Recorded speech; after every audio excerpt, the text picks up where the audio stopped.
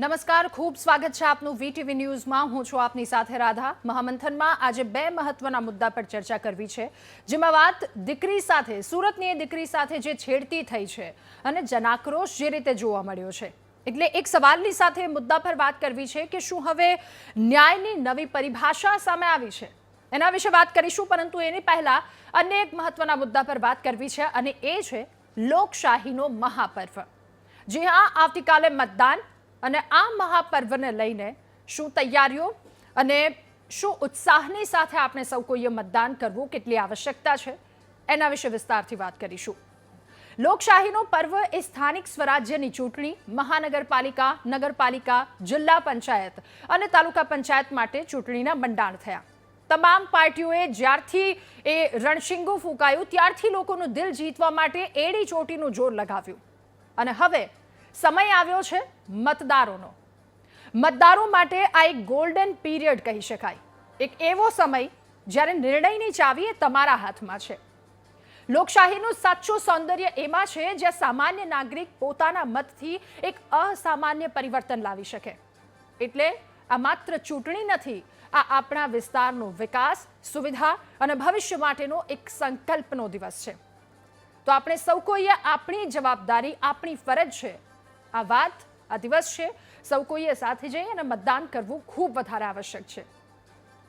દરેક રસ્તો કેટલો સારો બનશે, પાણીની વ્યવસ્થા કેટલી મજબૂત થશે, સફાઈ કેવી સુધરશે, બાગ બગીચા કેટલા વિકાસ પામશે અને યુવાનોને કેટલી તકો મળશે, આ બધું જ કાગળ પર નહીં પરંતુ આપણા મતથી નક્કી થવાનું છે।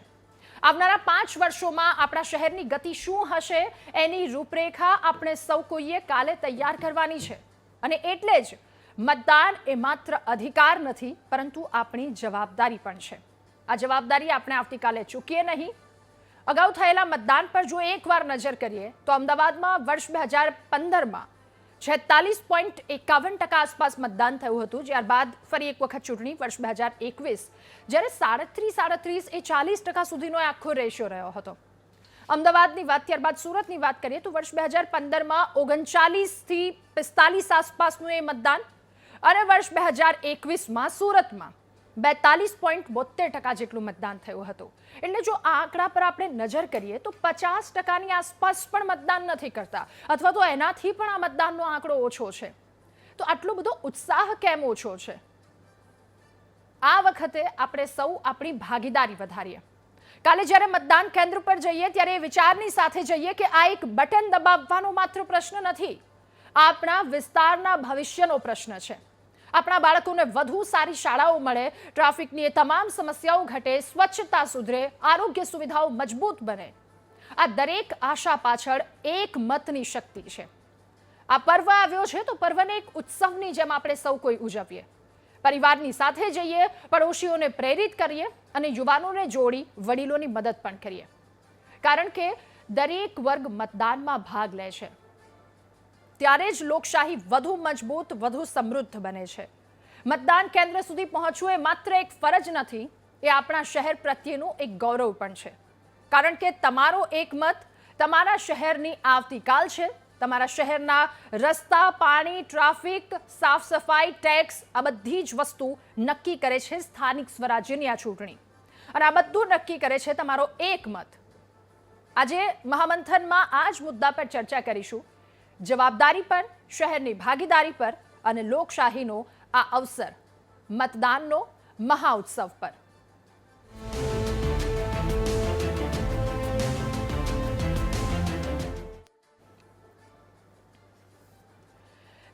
ત્યારે લોકશાહીનો આ મહાઉત્સવ આવતીકાલે છે, જ્યારથી એ ચૂંટણીનું રણશીંગું ફૂંકાયું, પૂરજોશમાં તમામ પાર્ટી મતદારોને રીઝવવા માટે આ વખતે સત્તા સુધી અમને પહોંચાડો, આ વખતે અમારા પર એક વખત વિશ્વાસ મૂકો, આવા ઘણા બધા વાયદાઓ, વચનો આપના સુધી આપ્યા છે।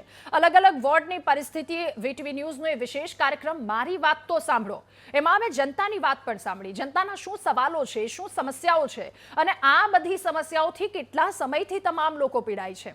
વારંવાર કેટલાક લોકો કહે છે કે ક્યાંક રજૂઆત કરવામાં આવી, પરંતુ એ રજૂઆતોના કોઈ અત્યાર સુધી સોલ્યુશન નથી મળ્યા.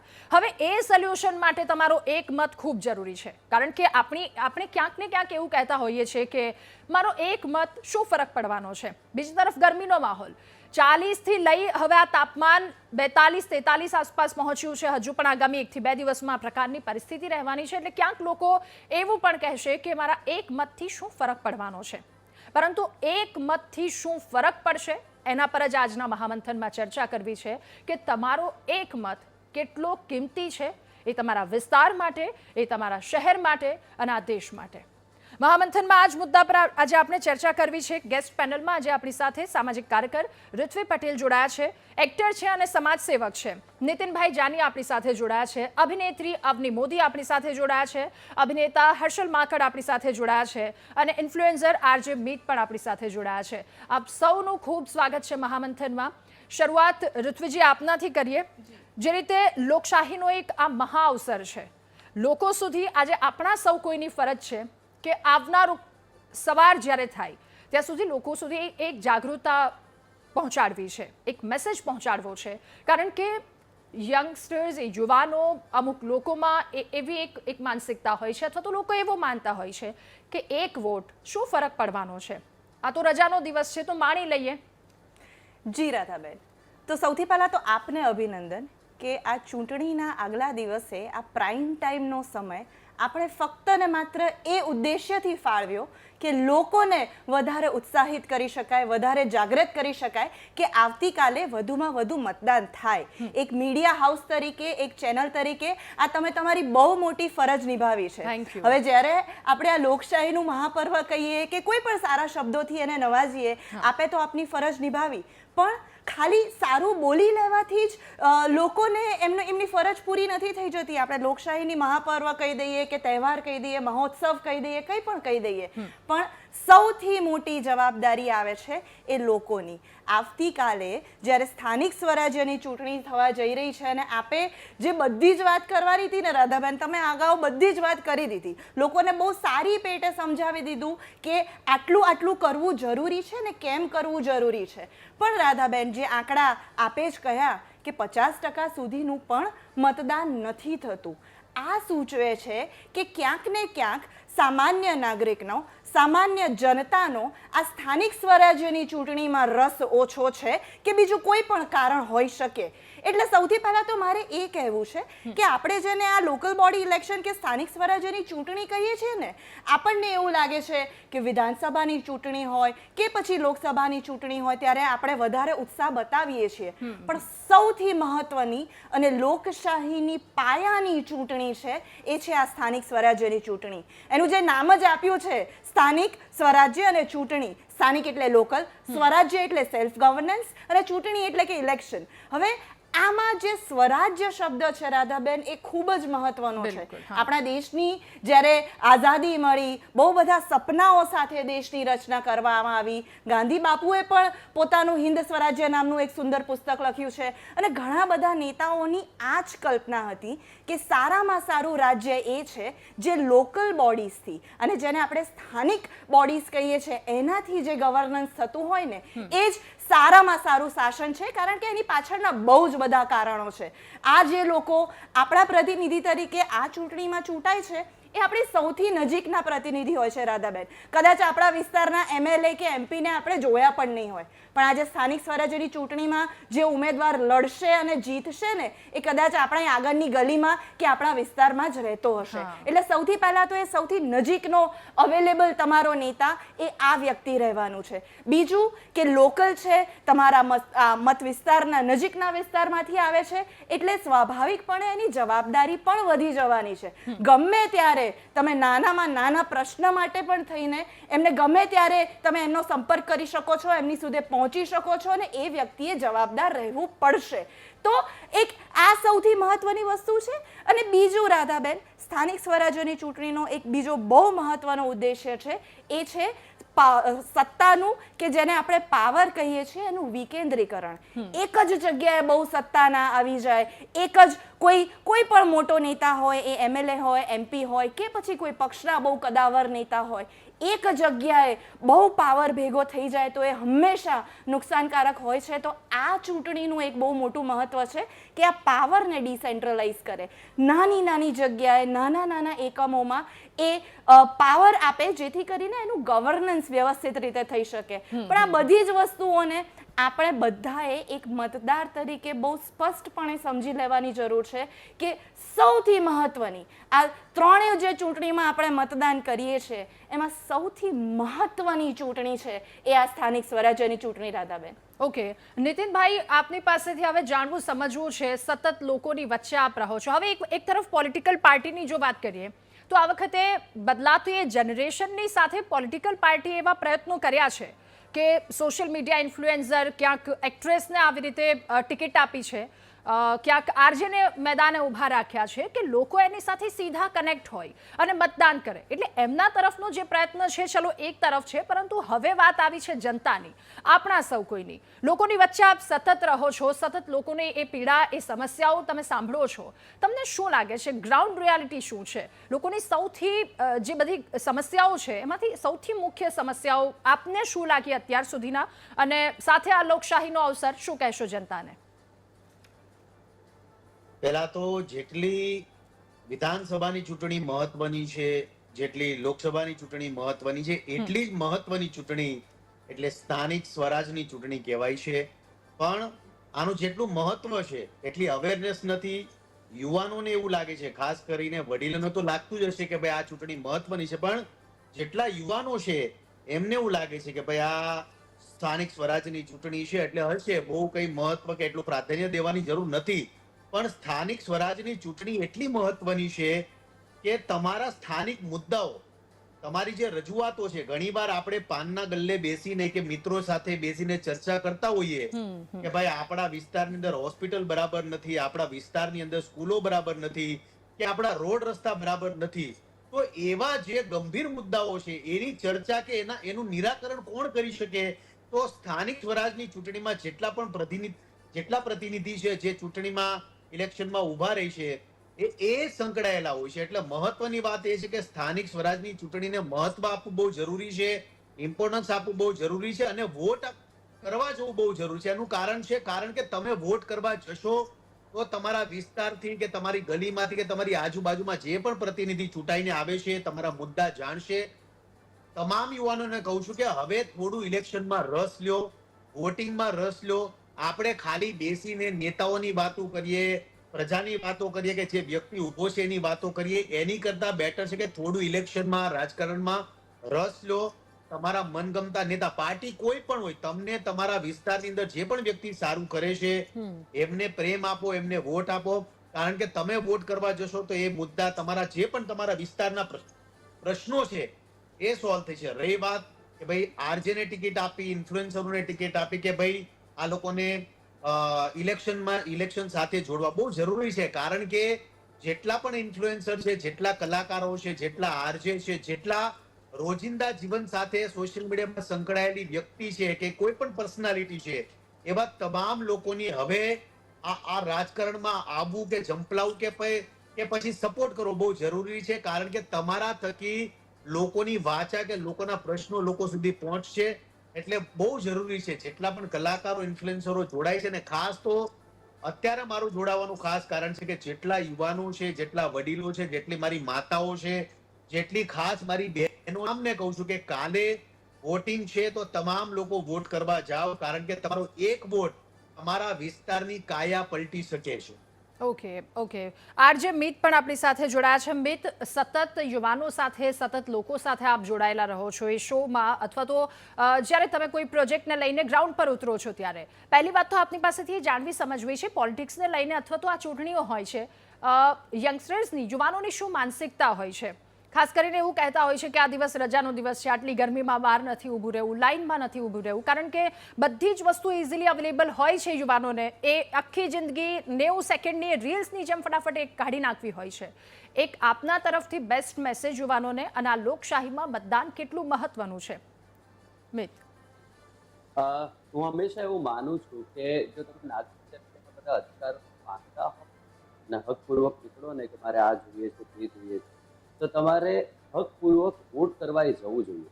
હું હંમેશા એમ કહું છું, જે દિવસે ઇલેક્શન હોય તે દિવસે બધા જ મિત્રો જો એ ન કરે તો એક અણગમો હું હંમેશા દર્શાવતો હોઉં છું. યાર તારે છે ને મારી જોડે વાત નહીં કરવાની. એટલે હું એક પાબંદી મૂકી દઉં કે હવે દેશના કોઈ પણ રાજકારણને લગતા મુદ્દા હોય કે કોઈ બી નીતિને લગતા મુદ્દા હોય એમાં તારે મને સલાહ નહીં દેવાની. કારણ કે તું જે પહેલું પ્રાથમિક સભ્યપદ છે વોટિંગ એ જ નથી નિભાવતો તો પછી કેવી રીતે તારી કોઈ સલાહ માનવા પડે. એટલે હું હંમેશા કહું છું કે જેમ આપણે એક ફોન માટે લાઈનમાં દુનિયાભરના ઊભા રહીએ છીએ, કોઈ કોન્સર્ટ માટે લાઈનમાં કલાકો ઊભા રહીએ છીએ, ઇવન ભગવાનના દર્શન કરવા માટે આપણે બધા આટલા બધા લાઈનમાં ઊભા રહીએ છીએ, કલાકો સહન કરીએ છીએ, તો એક આપણા દેશનું સંવિધાન કે જે આપણા દેશને ચલાવે છે એને મજબૂત બનાવનારા ઇલેક્શનમાં જે સ્થાનિક સ્વરાજ્યનું ઇલેક્શન છે એને મજબૂત બનાવવા માટે, એને સપોર્ટ કરવા માટે તમે કેમ ન જઈ શકો? અને દરેક ઇલેક્શનમાં તમારે જવું જ જોઈએ. બમ્પર તમારે વોટિંગ કરવાનું હોય એટલે દરેક યુવાનોને એ કહેવાનું છે કે ત્યાં જાઓ, એની વાઇબ જે છે એ અલગ હોય છે, સિસ્ટમ સમજો, તેનાથી તમને ખબર પડશે કે આ દેશ કેવી રીતે કામ કરે છે. ઘણીવાર એવું થાય કે નિયમો આવી જાય ને પછી તમે એમાં લડવા બેસો ત્યારે કેવી રીતે કામ ચાલતું હોય તમને ખબર પડવી જોઈએ કે નિયમ બને છે તો ક્યાં મુકાય છે, એની જાણકારી ક્યાંથી મળશે, એમાં કઈ પેટા કલમો છે. આ બધું તમને શરૂ જ અહીંથી થાય છે જ્યારે તમે વોટ કરો છો ત્યારે. તો તમે વોટ કરવા અચૂક જાઓ, દેશ કેવી રીતે કામ કરે છે એ સમજો, તો તમને સમજાશે કે આપણો વિકાસ, આપણો ગ્રોથ આપણે કેવી રીતે કરી શકીએ. ઓકે, અવની હવે આપની પાસેથી જાણવું સમજવું છે મતદારોનો મિજાજ, એ તમામ વસ્તુ પર આપણે સૌ કોઈએ વાત કરી, પરંતુ હવે એક આપણી હકની સાથે આપણે સૌ કોઈની જવાબદારી પણ છે. કારણ કે મતદાનના જે આંકડાઓ આવી રહ્યા છે 50% અથવા તો 50% ઓછું, 50%થી પણ, એટલે આ બધી નિરસતા છે જે હવે ઘટવાની જરૂર છે. કારણ કે પશ્ચિમ બંગાળનું ગઈકાલે, જો કે એ તો વિધાનસભાની વાત, પરંતુ જે બમ્પર વોટિંગ થયું હતું એટલે એ પ્રમાણમાં વોટિંગ હવે સ્થાનિક સ્વરાજ્યની ચૂંટણીમાં પણ થવું કેટલું આવશ્યક આપને લાગી રહ્યું છે? મને લાગે છે કે વોટિંગ કોઈ પણ જગ્યાએ થાય, એટલે સ્થાનિક હોય કે રાજ્યના સ્તરે હોય કે એ લોકસભાનું હોય, વિધાનસભાનું હોય, વોટિંગ એ એકમાત્ર તમારી પાસે એ અધિકાર છે જે તમને હક આપે છે આ દેશના રાજકારણની અંદર સુધાર લાવવાનો, બદલાવ લાવવાનો. અને જેમ આપણામાં એક કહાવત છે, ટીપે ટીપે સરોવર ભરાય, એમ એક વ્યક્તિના વોટથી જ આ સરોવર ભરાશે અને એક વ્યક્તિના વોટથી જ આ બદલાવ લાવી શકાશે. કોઈ એક વ્યક્તિના વોટથી એ નથી થવાનું. એટલે ઘણા લોકો એવું વિચારતા હોય છે, જે બહુ રેગ્યુલર બહાના આપણે જોતા હોઈએ છીએ કે બધા તો વોટ કરે છે, હું એક વોટ નહીં કરું તો શું ફરક પડશે. મને લાગે છે જો એ વ્યક્તિ આ વિચારે છે કે હું એક વોટ નહીં આપું તો શું ફરક પડશે, એ લોકોને પછી કોઈ હક નથી કે તમે ટીવી આગળ બેસીને સરકારને દોષ આપો. જ્યારે તમને કોઈ તકલીફ થાય ત્યારે તમે સરકાર સામે આંગળી ચીંધો કે સરકાર શું કરી રહી છે, અમે આટલું ઇન્કમ ટેક્સ પે કરીએ છીએ, સરકાર અમને આ સગવડ મળી નથી રહી. કારણ કે તમે વોટ નથી આપ્યો, તમે તમારી જવાબદારીમાંથી ચૂકી રહ્યા છો. મારું તો એવું માનવું છે કે વોટ ન આપવા માટેની એક પેનલ્ટી પણ હોવી જોઈએ. જો એ રાખવામાં આવે તો આઈ થિંક લોકોને કમ્પલસરી વોટિંગ તરફ આપણે પ્રયત્નો કરવા જોઈએ. પણ તેમ છતાં આજના જેટલા પણ યુવાનો છે જે એજ્યુકેટેડ છે અને જે લોકો આ મહત્વને સમજે છે, આઈ થિંક આપણી પાસે બહુ સરસ સોશિયલ મીડિયા હવે એક બહુ સરસ મોટું પ્લેટફોર્મ છે જ્યાંથી આપણે આ મેસેજ બધાને પહોંચાડી શકીએ છીએ કે દરેક વ્યક્તિએ પોતાની ફરજ સમજીને મતદાન કરવું કેટલું આવશ્યક છે. ઓકે હર્ષલ, હવે આપની પાસે જેવી રીતે નીતિનભાઈએ વાત કરી, અવનીબેને વાત કરી, આરજે મીતે વાત કરી કે સામાન્ય રીતે યુવાન અથવા તો લોકો પાનના ગલ્લા પર એક બેસીને કમ્પ્લેન કરતા હોય છે કે યાર આ તો આવું થઈ ગયું, અહીંયા આવું ન થવું જોઈતું હતું, અથવા તો આ તો આપણો અધિકાર છે, આ તો આપણો હક છે. પરંતુ ત્યાંથી વાત કરવી, બેસીને વાત કરવી બહુ જ ઇઝી હોય છે. લાઇનમાં ઊભું રહી અને એક વોટ આપવાની જ્યારે વાત આવે છે ત્યારે ક્યાંક આપણે સૌ કોઈ પાછળ ડગલા માંડતા હોઈએ છીએ. આપનું શું કહેવું છે? આ જે મતાધિકારનું જે મહાઉત્સવ છે કેટલો જરૂરી છે એક વોટ? રાધાબેન, પહેલા તો જે પ્રમાણે ઋત્વીબેને આપનો આભાર માનું, બહુ જરૂરી ચર્ચા મહામંથનમાં આપે લાવ્યા છો. આપણો પહેલો વાંક એ છે કે મૂળભૂત ફરજો આપણે સ્કૂલમાં ભણતા પહેલા પેજમાં આપણે આવતું મૂળભૂત ફરજો, પણ હવે એની કોઈ પરીક્ષા નથી લેતા આપણે, એટલે સ્ટેપલર મારી અને એ આગળ જવા દેતા. કારણ કે મતદાન છે એ આપણી મૂળભૂત ફરજ છે, એની સાથે આપણો બેઝિક અધિકાર પણ છે, કારણ કે એક જ એવી વસ્તુ છે જે સમાન છે. આમ તો સમાનતાનો આપણે કાયદામાં તો બહુ બધી લખેલી છે, પણ આપણને ખબર છે કે આપણને કશું જ સમાનતાનું મળતું નથી. પણ એક જ એવી વસ્તુ છે જે સમાનતા છે. સપોઝ નીતિનભાઈ જાની છે, એટલા સરસ એના ફોલોઅર છે, એટલા સેવાભાવી માણસ છે, આટલું મોટું એનું નામ છે, છતાં પણ એના વોટની કિંમત એક જ છે, મારા વોટની કિંમત પણ એક જ છે, મુકેશ અંબાણીના વોટની કિંમત પણ એક જ છે. અને યુથ જે છે, ખાસ તો જેન ઝી ને જેન આલ્ફા આપણે બધા વાત કરીએ છીએ, આપણે એવું વાત કરીએ છીએ કે એ લોકોને પોલિટિક્સમાં, હું હમણાં જ એક મારા વિદ્યાર્થી સાથે વાત કરતો હતો, એણે કીધું કે મારું વોટનું નામ તો પોરબંદર છે, મારે અહીંયા ક્યાં જવું? અરે લોકો જામનગર હોય, પોરબંદર હોય, અમદાવાદ હોય કે અમેરિકાથી પણ લોકો વોટ દેવા આવે. એવું ઉદાહરણ છે કે એક માત્ર એવી વસ્તુ છે કે તમારો અધિકાર તમે યુઝ કરી શકો છો, વટથી યુઝ કરી શકો છો અને કચાવીને યુઝ કરી શકો છો. સ્થાનિક સ્વરાજ્યની ચૂંટણી ઘણા લોકો એવું માને છે કે ઓછી મહત્વની છે, પણ આપણા રોજિંદા જીવનના 75% વધુ મુદ્દા આપણે સ્થાનિક સ્વરાજ્યમાં હોય. આપણા ઈરાનના હોર્મુઝની ચિંતા આટલી બધી કરીએ છીએ, પણ આપણા ઘરના ગટરનું ઢાંકણું જો બદલી ન ગયું હોય તો એની વાસ આપણા ઘરમાં પહેલા પહોંચે છે ઓલા પેટ્રોલ કરતા. તો જે 75% વધુ મુદ્દા જેમાં આપણને અસર કરે છે, અને એ મતદાન જો નીરસ જાય, અને હું તો જ્યારે મતદાન મથકમાં મત દેવા જાઉં છું ત્યારે મેં જોયું છે કે મોસ્ટલી સિનિયર સિટીઝન, બિચારા આધેડ વયના ઉંમર, કોઈ વ્હીલચેરમાં આવે છે, પણ જેવી જનરેશન યુથ જે આવવું જોઈએ, અને અમુક તો ગૌરવથી કહે છે મેં તો 10 વર્ષથી મતદાન જ નથી કર્યું. આ ખરેખર ગૌરવની શરમની વાત છે. આ રીતે મિતભાઈએ સરસ વાત કરી કે ભાઈ જે યંગ જનરેશન છે એને ફરજિયાત રસ દાખવવો પડે, કારણ કે ઘણા લોકો એવું કે મને પોલિટિક્સમાં રસ નથી, મને સ્પોર્ટ્સમાં રસ છે, મને ફિલ્મમાં રસ છે. આપણે કોઈ મૂવી જોઈને પોલિટિક્સ ઉપર કે દેશ ઉપર ધુરંધર ઓપિનિયન જરૂર રાખીએ છીએ, પણ એમાં મત દેવાનું આપણે ચાન્સ લેતા નથી. પણ યાદ રાખજો કે જો તમારી પાસે આધાર કાર્ડ છે, જો તમે દેશના નાગરિક છો, તો તમે પોલિટિક્સમાં રસ ધરાવો છો. તમે માનો કે ન માનો, તમારા એક મતથી ફરક પડે છે. કોઈ એક મોટું ક્રિકેટ ગેમ, હમણાં તો આઈપીએલની સિઝન ચાલે છે, અને કોઈક 2 રનથી હારી જાય, તો કોઈક વ્યક્તિએ બેટિંગ ન કરીએ, બોલિંગ ન કરીએ, પણ એને 2 રન બચાવ્યા હોય તો પણ એ કદાચ જીતનું કારણ બની શકે. તમારો એક મતના કારણે સરદાર પટેલને આપણે જોયા છે, એક મતના કારણે એવા કેટલા વિશાળ ઇતિહાસ છે આપણી પાસે, એક મતથી ફરક પડ્યો છે. તો યાદ રાખજો, આવતીકાલે તમે ગમે ત્યાં હો, હજી તમારી પાસે સમય છે, દૂર હોય તો અત્યારે જ નીકળી જાઓ. આ આપણી જવાબદારી છે. અને હું તો કહું છું કે કદાચ સરકારશ્રીનો વિનંતી કરું છું કે હવે આ લોકોને વિનંતીનો અભિયાન બંધ કરો, ધીમે ધીમે અમુક લોકોને ફરજિયાત કરો. એવો જ્ઞાતિ મંડળો છે, સ્કૂલ કોલેજોના પ્રિન્સિપાલ છે, એ લોકો નોટ લખે કોણે મત દીધું, કોણે, જેમ બ્લડ ડોનેશન આપણે કરીએ છીએ, પ્લીઝ દિયો, લોકોને જીવ બચશે, લોકોનો જીવ બચશે.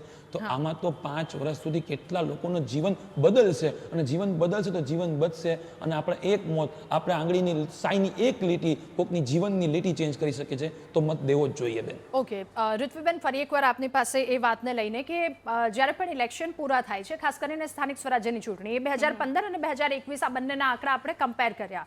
શું સ્થિતિ છે એ આપણને સૌ કોઈને ખબર છે. એટલે પછી ટેગલાઇન, એક આખી લાઈન આવે છે બીજે દિવસે સમાચારોમાં કે ગામડાઓ ગાજ્યા અને શહેરોમાં નિરસતા જોવા મળી. હવે વિધાનસભા ઇલેક્શનની વાત કરીએ. ઇલેક્શન તમે કહ્યું એ રીતે કમ્પેર નથી કરતા. એ વિધાનસભા કે ઇલેક્શન હોય છે, આપણો મતની પણ એટલી જ જવાબદારી હોય છે. એટલે એ નર્મદાના એ તમામ જગ્યા કે જ્યાં 87-88% જેટલું મતદાન થાય છે, અને અમદાવાદમાં 38 થી લઈ 45% જેટલું મતદાન થાય છે. તો આ જે ડિફરન્સ બંને વચ્ચે આવે છે ને, એ ખૂબ વધારે ચિંતાજનક પણ છે, સાથે ઘાતક કેટલો કહી શકાય.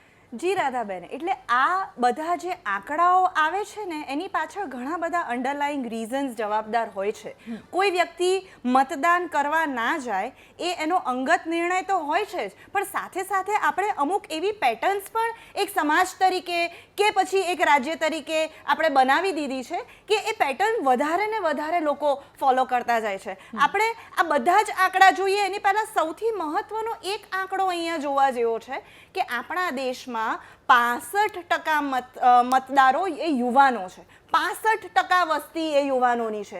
હવે જ્યારે મતદાન 50% કરતાં પણ ઓછું થતું હોય સરેરાશ કોઈ પણ વિસ્તાર લઈ લો, આ શહેરોની વાત કરીએ કે આપે જે વાત કરીએ એ પ્રમાણે અંતરિયાળ દૂરના વિસ્તારોની વાત કરીએ, મને તો એવું લાગે છે કે બીજું બધું તો છોડી દો, આ 65% લોકોએ તો 100% મતદાન કરવું જોઈએ. એટલે મિનિમમ કોઈ પણ વિસ્તારનું મતદાનના આંકડા 65% જેટલા તો હોવા જ જોઈએ. પણ જ્યારે આ બધા જ આંકડાઓ આવે છે, અને ખાસ કરીને અર્બન વિસ્તારમાં આપણે લોકોનો આ રસ ઓછો થતો જોઈએ છે, તો એનું સૌથી મોટું કારણ તો આપણે અહીંયા ચર્ચા કરી લીધી કે સ્થાનિક સ્વરાજ્યની ચૂંટણીનું ક્યાંક ને ક્યાંક મહત્વ લોકો નથી સમજતા. લોકોને હજુ પણ પોતાના કદાવાર નેતાઓ પસંદ કરવામાં, પોતાના મુખ્યમંત્રી અને પ્રધાનમંત્રી પસંદ કરવામાં વધારે રસ પડે છે.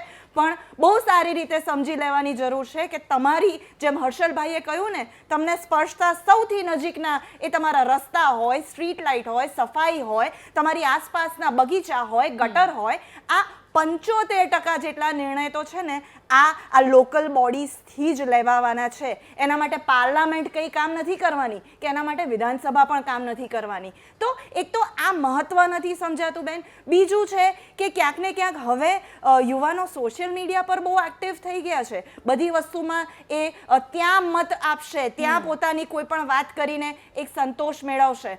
પણ એમને એ પણ સમજવાની જરૂર છે કે તમારી સોશિયલ મીડિયાની એક કમેન્ટ કે એક લાઈક એ કોઈ પરિવર્તન નથી લાવવાની. જો પરિવર્તન લાવવાની એક જ તાકાત હોય ને તો એ છે આ બટન દબાવીને તમારો મત આપવાનો. કારણ કે ગમે તેટલી વાતો કરતા રહી જઈશું, ગમે તેટલી ચર્ચાઓ કરતા આપણે સોશિયલ મીડિયા પર રહી જઈશું, પણ જો આવતીકાલના દિવસે ચૂંટણી વખતે આપણે આપણા મતાધિકારનો ને એનાથી વધારે મતના જે કર્તવ્યનો, એ ફરજનું જો આપણે પાલન નહીં કરીએ તો પછી સવાલો પૂછવાનો અધિકાર પણ આપણે ક્યાંક ને ક્યાંક ગુમાવી બેસીએ છીએ રાધાબેન. અને બીજા બધા નાના નાના કારણો કે ભાઈ ગરમી વધારે છે કે પછી હું મારા મતદાન કેન્દ્રથી દૂર છું, આ બધી વસ્તુઓને તો આપણે ખાસ કરીને યુવાનોએ આ બધી વસ્તુઓને તો કારણ આપતા પહેલા પણ શરમાવવું જોઈએ. કારણ કે કોઈ ગરમી, કોઈ વસ્તુ એવી નથી કે આપણા દેશનું ભવિષ્ય ઘડવાના પ્રોસેસમાં આપણને આડી આવીને ઊભી રહે રાધાબેન. તો ફરીથી કહું છું કે કમ્પેર કરવાની વાત નથી. હું એવું નથી કહેતી કે વિધાનસભાની ચૂંટણી કે લોકસભાની ચૂંટણી એ ઓછી મહત્વની છે, પણ તમારી વચ્ચે રહીને, તમારી સૌથી નજીક રહીને કામ કરનારા ઉમેદવારો, નેતાઓ એ આ સ્થાનિક સ્વરાજ્યની ચૂંટણીમાં તમારે ચૂંટવાના છે. એટલે મહત્વ તો દરેક ચૂંટણીનું સરખું હોય, પણ અસરકારકતા આ જે નેતાઓ આવશે એમની વધારે હોય. ઓકે નીતિનભાઈ, થોડા હળવા અંદાજમાં જો આ વાત આપણે લોકોને સમજાવવાનો પ્રયત્ન કરીએ. આપણે નાના હોઈએ ઘરમાં ત્યારે આપણને કોઈ પણ જે મહત્વનો નિર્ણય ઘર માટે લેવાતો હોય તો એટલું આપણું ઓપિનિયન કામ નથી કરતું. જેટલું 18 વર્ષના થઈએ છીએ, 18 વર્ષ પછી આપણને જે એક મત આપવાનો અધિકાર મળે છે, ત્યારે મનમાં એવું થાય કે નાના દેશ માટે એ એક મહત્વનો નિર્ણય આજે લઈને આવ્યો છું, દેશ માટે આટલું મહત્વનું કામ મેં કર્યું છે, મારો વોટ ગણાય છે, મારી એક વાત માન્ય ગણાય છે. તમે જ્યારે પહેલી વાર મતદાન કર્યું એ આપનો અનુભવ લોકોની સાથે શેર કરશો. જો અત્યારે આઈપીએલ ની મેચ ચાલે છે અને અત્યારે 46 કરોડ લોકો લાઈવ જોઈ રહ્યા છે હોટસ્ટાર પર. તો ન્યા યુવાનો પાસે કે ન્યા તમામ લોકો પાસે ફૂલ ટાઈમ હશે. પણ જ્યારે ઇલેક્શનમાં વોટ દેવાની વાત આવે ને ત્યારે તડકો લાગી જાય, લાઈનમાં ઉભો રહેવાની વાતો આવી જાય. મેં જ્યારે પહેલી વખત વોટ આપ્યો ને, હું મારી પોતાની વાત કરું, કે જ્યારે લાઈનમાં ઉભો તો બહુ મોટી લાઈન હતી અને લાઈનમાં ઉભા ધીમે ધીમે ધીમે ધીમે વારો મારો આવ્યો. આજુબાજુના તમામ લોકો પાસે એક જ હતું, બહુ ગરમી છે અને બહુ મોટી લાઈન છે, અને ફોન કરીને કે ભાઈ તમે આવો છો વોટ દેવા? આવતા નહીં, અમે વોટ આપી દીધો છે, અત્યારે બહુ લાંબી લાઈન છે, તડકો બહુ છે, હા, અને છોકરાઓને લાવતા જ નહીં, હેરાન બહુ થાઓ. એટલે કેવું છે કે આપણે એસી ના એટલા બધા આદી થઈ ગયા, કમ્ફર્ટ ઝોન ના એટલા બધા આદી થઈ ગયા છે કે આપણે જે આપણી મૂળભૂત વસ્તુઓ છે એ ક્યાંક ને ક્યાંક ભૂલી રહ્યા છે. પણ અત્યારે જેટલા પણ કલાકારો છે, ઇન્ફ્લુએન્સરો છે, જે પણ પોતે ઇન્ફ્લુએન્સ કરીને સમાજમાં કંઈક સારું આપી રહ્યા છે, એવા તમામ લોકોને કહેવાનું કે ભાઈ આપણે હવે એવા વિડીયોઝ ક્રિએટ કરવા પડશે જેના થકી લોકો અવેર થાય, જેના થકી લોકો ઇન્સ્પાયર થાય અને વોટિંગનું મહત્વ સમજે. તમે જ્યાં સુધી વોટિંગનું મહત્વ નહીં સમજો, આપણે ગમે એટલી ડિબેટો કરીએ, ગમે એટલી ચર્ચા કરીએ, જ્યાં સુધી હરેક વ્યક્તિને વોટિંગની વેલ્યુ નહીં ખબર પડે, આ તો જે ઇલેક્શન થઈ રહ્યું છે, વિધાનસભાનું હોય કે લોકસભાનું હોય તો વાત બે નંબરની છે, પણ સ્થાનિક સ્વરાજની ચૂંટણીનું જે ઇલેક્શન છે, આપણે જેટલું પ્રમોશન, જેટલું માર્કેટિંગ વિધાનસભામાં કરતા હોઈએ છીએ, જેટલું લોકસભામાં કરતા હોઈએ છીએ, એટલું સ્થાનિક સ્વરાજને એટલું પ્રાધાન્ય નથી આપતા. એટલે અત્યારના સમયમાં જરૂરી એ છે કે આપણે બને એટલી એડવર્ટાઇઝમેન્ટ હોય, માર્કેટિંગ હોય કે વે ઓફ જે પણ આપણું માધ્યમ હોય, તમામ લોકોને એવી રીતના અવેર કરવા જોઈએ કે ભાઈ સ્થાનિક સ્વરાજને મહત્વ આપો, આ ચૂંટણીની ગંભીરતા સમજો અને બને એટલું વોટિંગ કરો. જે આપણે નેટફ્લિક્સ છે કે એમેઝોન, આપણે બધી જગ્યા પર સબસ્ક્રિપ્શન પૈસા આપીને લઈએ છીએ, દરેક લોકો લે છે, હા. પણ જ્યારે વોટ કરવાની વાત આવે તો હું એવું માનું છું કે ગવર્મેન્ટને એવા કાયદા પણ બનાવવા જોઈએ કે ભાઈ વોટ કરવો કમ્પલસરી છે. તમે વોટ નહીં કરો તો તમને જે અમુક મૂળભૂત જે બેનિફિટ મળતા હોય છે એનાથી તમે વંચિત રહી જશો. તો વેલ્યુ સમજે. તમે અમેરિકામાં જાઓ, લંડન જાઓ, કેનેડા જાઓ.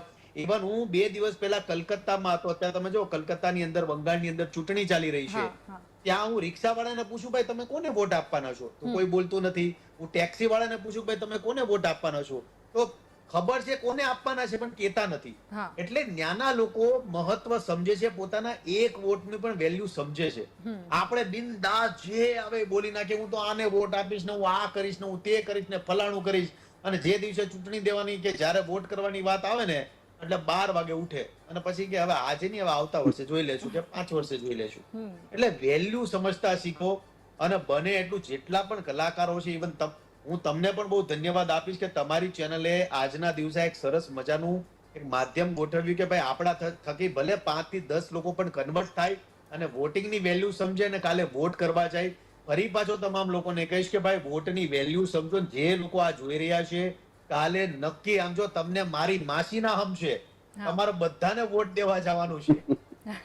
ઓકે, નીતિનભાઈ, આપ જે વાત કરો છો, આપના જે ફોલોઅર્સ છે અથવા તો જેટલા લોકો માને છે એ તમામ માટે આપની એક વાત પથ્થરની લકીર છે. આપ સૌ કોઈએ અમને ખૂબ આભાર અમને આપ્યું કે વીટીવી ન્યૂઝે આ કાર્યક્રમ કર્યો. આપનો પણ ખૂબ આભાર. અમે આપને એટલા માટે અહીંયા બોલાવ્યા છે કારણ કે એક આપની વાત એ પથ્થરની લકીર સૌ કોઈ માટે હોય છે. હર્ષલભાઈ, ફરી એકવાર આપની પાસે જેવી રીતે વાત કરી અત્યારે કે યુવાનોમાં ક્યાંક ને ક્યાંક આ વસ્તુ હોય છે. નીતિનભાઈએ કહ્યું કે લાઇનમાં ઊભું રહેવું પડે તો બહુ ગરમી છે, બહુ તડકો છે, અને અત્યારે તો હીટ વેવની આગાહી વ્યક્ત કરી છે. હવે આ સ્થિતિમાં મારે 2 જનરેશન વચ્ચેની એ માનસિકતા સમજવી છે. વડીલો શું કહે છે તેઓ, કારણ કે જ્યારે પોતાના હકની વાત આવે, પોતાના ગામ શહેરની સુવિધાઓની વાત આવે ત્યારે વડીલોનું શું માનવું હોય છે, અને આ તરફ જેનઝી જે અત્યારની જનરેશન છે અથવા તો યુવાનો છે એમનું શું માનવું છે, એ શું ફરક દેખાઈ રહ્યો છે? રાધાબેન, પહેલા તો એ છે કે આ બંને જનરેશનની દુનિયા અલગ અલગ છે. અને મતદાનમાં છે ને એક દાન શબ્દ છે, અને કોઈ પણ દાન હોય ને એ અંદરથી ઉગે અને કોકને આપણે ઉગાડવું પડે. તમે જુઓ ઘણા ડાયરા હોય કે મંદિર બનાવવા માટે દાન કર્યું, તે લોકોએ કેટલી બધી સ્ટેજ ઉપરથી કહેવું પડે છે કે ભાઈ તમે આમાં દાન આપો, આમાં દાન આપો. રક્તદાનમાં કેટલી બધી જાહેરાત કરવી પડે છે કે દાન આપો, દાન આપો. થેલેસેમિયા માટે પ્રોબ્લેમ છે, નાના માટે પ્રોબ્લેમ છે. એ મત છે ને દાન શબ્દ જોડાઈ ગયું છે ને એટલે એ છે ને વોલિયન્ટરી થઈ ગયું છે કે દેવું હોય તો દો, ન દેવું હોય તો કાંઈ નહીં. પણ એની જો વેલ્યુ સમજાશો, અને એની જવાબદારી ખરેખર વડીલોની એટલી જ છે બાળકોને સમજાવવા. મેં ઘણા મીડિયાવાળા જોયા છે કે કોર્પોરેટરને માઇક લઈને ઉભા રહી જાય કે આપણા ગૃહમંત્રી કોણ છે ને આપણું રાષ્ટ્રગીત કોણ છે. અરે તમે પબ્લિકને પૂછશો ને તમારા કોર્પોરેટર કોણ છે નહીં ખબર હોય. તમે પબ્લિકને પૂછશો આપણે વાઇસ પ્રેસિડેન્ટ કોણ છે નહીં ખબર હોય. કારણ કે એના માર્ક નથી અને એ ટ્રેન્ડિંગમાં નથી, એ સોશિયલ મીડિયામાં. એટલે એને પ્રોબ્લેમ નથી. જસ્ટિન બીબર ખબર છે કોણ છે એને, પણ આપણા કોર્પોરેટર કોણ છે એ નથી ખબર એને. તો એ જે 2 જનરેશન, એની જે સોશિયલ મીડિયા અથવા મોબાઈલની જે દુનિયા છે ને એ આખી અલગ છે. એને એ ખબર છે કે અનુષ્કા ને કોહલીના કેવા ફોટોઝ છે, અને એ નથી ખબર કે તમારા જે કોર્પોરેટર છે, તમારા નગર સેવક છે, એ કઈ સામાજિક પ્રતિષ્ઠા ધરાવે છે. કારણ કે આપણે ડાયરેક્ટ ઇફેક્ટેડ. હવે વડીલો છે ને એવું માને છે કે ભાઈ છોકરાઓ અમને સમજતા નથી, છોકરાઓ એવું માને છે કે વડીલો અમને સમજતા નથી. પણ એકચ્યુઅલી બેયને સમજાવવાની જરૂર છે કે આ મતદાન નથી, આ મત જે છે ને એ તમારો હક છે. અને હક છે ને હંમેશા હક લેવા માટે તો નીતિનભાઈ કહે છે ને એમ આ લોકોને આપણે સમજાવવું પડે કે આ વસ્તુ કંઈ બંધ કરી દેવી પડે તો લોકોને. અને ગુજરાતીઓ તો હક લેવા માટે ગમે ત્યાં લાગુ પડે. આપણે મફત મળતું હોય જુલાબની દવા લઈ લઈએ આપણે, પેલો કાંઈક તો પેટ સાફ તો થાય છે. એટલે આ જે છે ને એ દાન શબ્દ છે ને એટલે આપણને પ્રોબ્લેમ પડે છે. રહી વાત નવી જનરેશનની, તો નવી જનરેશનને ખાસ એ આપણે વિનંતી કરીએ છીએ ને એટલા લોકોને એને એકચ્યુઅલી સમજાવો. તમે કોઈ છોકરાને કહેશો કે એને પગે લાગો તો એ પૂછશે કેમ, મારાથી વહેલો જન્મી ગયો એટલે પગે લાગુ. એ કોઈ મને રીઝન નથી જાણતું, પણ તમે એને રિસ્પેક્ટથી સમજાવશો કે આ વ્યક્તિને એટલે પગે લાગવું પડે કે આ વ્યક્તિના કારણે આપણું કુટુંબ અત્યારે 2 પાંદડે છે, આના સંઘર્ષને કારણે આપણે અત્યારે વિકાસ પામ્યા છીએ. એમ તમે કોઈ નગર સેવકને મત આપો તો શું ફાયદો થાય? મકાન વેરો શું છે, પાણી વેરો શું છે, કોર્પોરેશન શું છે, 15 મહાનગરપાલિકા શું કામ કરે છે, નગરપાલિકા શું કામ કરે છે, ગાંધીજીએ જે ડિસેન્ટ્રલાઇઝેશન કર્યું સ્થાનિક સ્વરાજ્ય પંચાયતી રાજ, તો એ શું છે? એ આપણા બંધારણમાં આપણને ભણવામાં આવ્યું છે. એ વીઆઈપી મોસ્ટ એમપી ક્વેશ્ચન નહોતા એટલે લોકોએ ધ્યાન નથી દીધું. તો ખાસ એજ્યુકેશનમાં ટીચર્સને, ઘરમાં પેરેન્ટ્સને અને આજુબાજુમાં પણ એકચ્યુઅલી ખાસ જ્ઞાતિ મંડળોએ જેમ તમે સ્નેહ મિલન કરો છો એમ મતદાન જાગૃતિ મિલન પણ કરો જી, કે દરેક વ્યક્તિ જ્ઞાતિ લોકો ભેગા થાય. હા.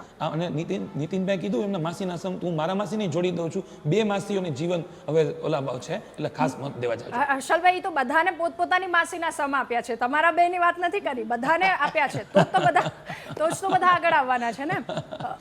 ઓકે અવનીબેન, હવે આપની પાસે જાણવું સમજવું છે કે ચલો વાત મતાધિકારની આવી, કયા એવા મહત્વના મુદ્દા કોઈના ઇન્ફ્લુએન્સમાં આવી અને વોટ કરવો, કોઈ પણને વોટ આપી દેવો એ વાત નહીં, પણ એક જાગૃત નાગરિક તરીકે આપણને પણ એટલી સમજ હોવી જોઈએ કે કયા એવા વિકાસના કામો થવા જોઈએ, કઈ વસ્તુ છે જે આપણા માટે ખૂબ જરૂરી છે, આપણા માટે ખૂબ નજીકની છે, એટલે એ જે શું કહેવાય જાગૃતતા છે એ શું હોવી જોઈએ?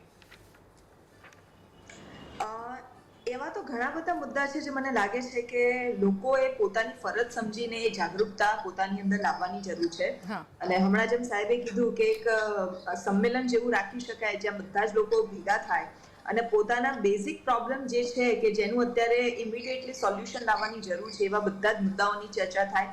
આ સાથે સાથે મને એવું લાગે છે કે બહુ જરૂરી છે કે કોઈ પણ આપણે જેમ કહેવાય ને કે કોઈ પણ સંસ્કાર બાળકમાં રેડવા હોય તો એ નાનપણથી રેડવાની જરૂર છે. તો મને લાગે છે કે આ ઇલેક્શન આપણા દેશનું આખું આ જે લોકતંત્ર અને પાયાથી આ ઇલેક્શન શું કામ થાય છે, શું કામ કરે છે અને તમારી એની અંદર ફરજ એક નાગરિક તરીકેની શું છે, એ જો સ્કૂલ લેવલે જ બાળકોને શીખવાડવામાં આવે, ભલે એમને વોટ આપતા 18 વર્ષ લાગવાના છે, પણ જો સ્કૂલ લેવલે જ એમને એ વસ્તુની ખબર પડવા લાગે કે આજથી લઈને અમુક સમય પછી 18 વર્ષ પછી જ્યારે અમારા હાથમાં મતાધિકાર આવશે ત્યારે અમને ખબર છે કે અમારે કેવી રીતે મત કરવાનો છે અને અમારે અમારી સરકાર પાસેથી શું માંગણીઓ રાખવાની છે. તો મને લાગે છે સ્કૂલ લેવલે આ કામ થઈ શકે.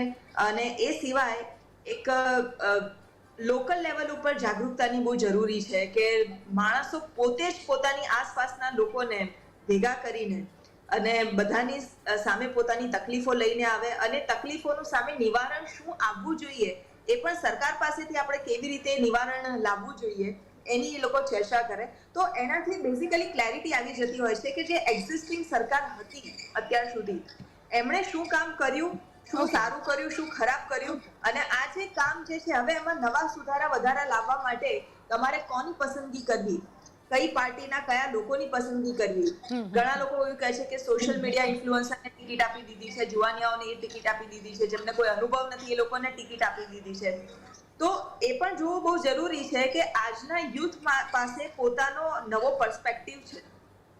આજે યુથ જે છે એ બીજા લોકો કરતા અલગ રીતે વિચારે છે અને કદાચ યુથની પાસે દરેક વસ્તુનું એક નવું સોલ્યુશન છે જે જૂની પેઢી નથી વિચારી શકતી. તો આ બધા જ પરિબળોને ધ્યાનમાં રાખીને મને લાગે છે કે લોકોના ઘરે ઘરે જઈને આ જાગૃતતા લાવવાની જરૂર છે કે મતદાન માત્ર મતદાન કરવાનો જ સવાલ નથી કે ગયા અને મશીનમાં જઈને બટન દબાવી આવ્યા, પણ તમે કોને મત આપો છો અને વ્યક્તિ પાસેથી તમે શું એક્સપેક્ટ કરી રહ્યા છો એ જાણવું જોઈએ. ઓકે, આપણી પાસે સમયનો પણ અભાવ છે, ફટાફટ એકવાર મિત આપની પાસેથી એ વાતનો જવાબ જાણી લઈએ. લોકોને આપના અંદાજમાં, રેડિયોના અંદાજમાં આવતીકાલે કોઈ બાનું નહીં ચાલે, વોટ કરવાનો છે, એક અપીલ આપના તરફથી ખૂબ જ ફટાફટ, આપણી પાસે સમયનો અભાવ છે.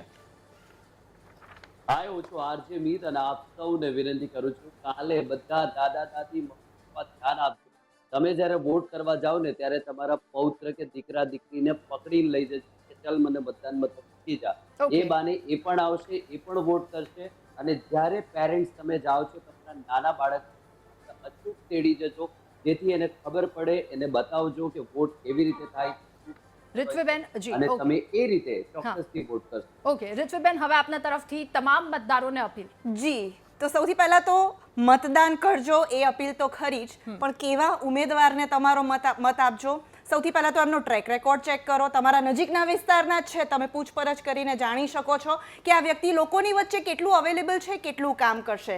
આપણે દર ફેરી કહીએ છીએ એ પ્રમાણે કોઈ પણ પ્રકારની લાલચ, ભય, શરમ સંકોચમાં આવીને મતદાન નથી કરવાનું. આપણને જે વ્યક્તિ યોગ્ય લાગે એને આપણો મત આપવાનો છે. મતદાન ખાનગી હોય છે એટલે કોઈને નથી ખબર પડવાની કે તમે તમારો મત કોને આપ્યો છે. અને સૌથી મહત્વનું કે એવા ઉમેદવારને પસંદ કરીએ આપણે જ્ઞાતિ, જાતિ, એ વ્યક્તિના આપણે કેટલા ઓળખીએ છીએ કે આપણા નજીકનો કેટલો છે, બધું કશું જ જોયા વગર એ વ્યક્તિ આપણી વચ્ચે કેટલો અવેલેબલ છે, કેવો માણસ. રાધાબેન, છેલ્લી 2 લીટીમાં મારી વાત કહી દઉં. મરીઝ સાહેબે કહ્યું છે કે બધાના દુઃખ સમજનારો, બધાના હાલ જોનારો, અંધારી રાતમાં પણ કાળી કીડીની ચાલ જોનારો, આવા મતદારને તમારો મત આપજો, જેથી કરીને તમારા લોકલ પ્રોબ્લેમના સોલ્યુશન બહુ ઝડપથી અને સારી રીતે આવી શકે. હર્ષલ, 10 સેકન્ડમાં આપના અંદાજમાં મતદારોને અપીલ, ખૂબ જ ટૂંકમાં.